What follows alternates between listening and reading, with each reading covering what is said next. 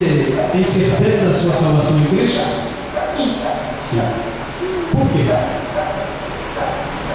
Porque eu aceitei o Senhor Jesus no meu coração e porque eu estou seguindo a Ele. Aí eu tenho certeza da minha salvação. Amém. Glória a Deus. Seus pais são crentes? São? Você aceitou Jesus porque eles disseram para você aceitar?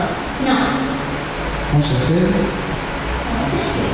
Foi você mesmo que decidiu fazer isso por você? Foi. Como é que foi? Conta para nós um pouquinho.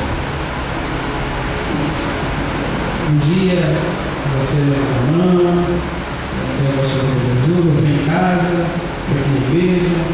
Olha, desde pequena, eu já fui criada na igreja, meu pai era pastor. Não ficou fácil, né? Tá bom, ok. Agora me diga o seguinte, você tem certeza então da sua salvação, Tem. né? E você um dia vai perder a sua salvação? Depende.